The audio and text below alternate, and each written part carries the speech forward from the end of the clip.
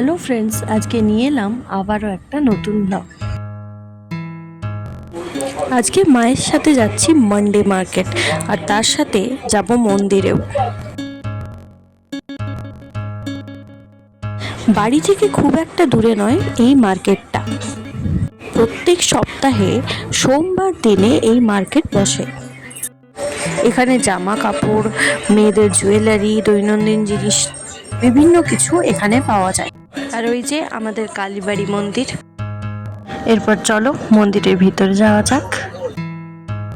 মন্দিরটি ভীষণ সুন্দর। এখানে মা কালীর প্রতিমার সাথে রাধা কৃষ্ণের প্রতিমা, শিবলিঙ্গ, নন্দী মহারাজ, গণেশ ঠাকুর, হনুমানজি প্রতিমা এই সকলই রয়েছে। সবটাই তোমাদের দেখাবো। মন্দিরের ভেতরে চেয়ারও রয়েছে, ওইখানেই আমি বসেছিলাম।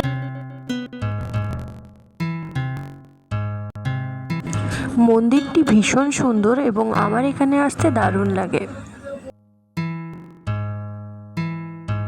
এখানে দুর্গাপুজোও হয় বেশ ধুমধাম করে। শিবরাত্রির সময়ও এখানে এসেছি। আর এই যে এখানে রয়েছে রাধা কৃষ্ণের সুন্দর প্রতিমা। আর এই দিকে ভিতর দিকে শিব পার্বতীর প্রতিমা রয়েছে, যা তোমাদের দেখাচ্ছি। এই দেখো।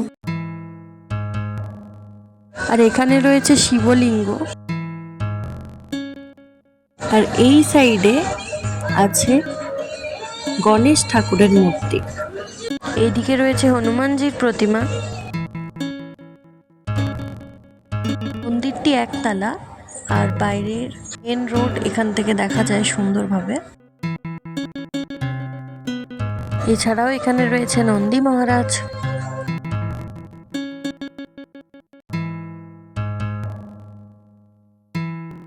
মন্দিরে প্রণাম তো করা হলো, এবারে যাব মার্কেটে এবং মার্কেটে কিছু জিনিসপত্র নিয়ে তারপর সোজা বাড়ি। মন্দিরের প্রাঙ্গণটিও বেশ সুন্দর। এখানে অনেক ছোট ছোট শিশুরা বিকেলের দিকে খেলতে আসে।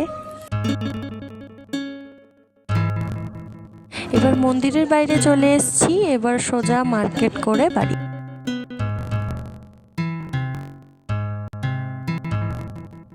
আগেই তো বললাম বাজারে অনেক কিছু পাওয়া যায়, তো এখানে কিছু ছোটোখাটো জিনিস কেনার পর তারপর বাড়ি গিয়েছিলাম।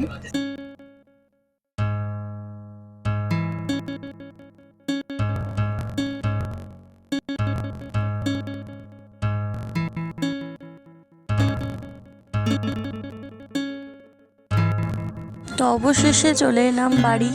আবার দেখা হবে নেক্সট ব্লগে।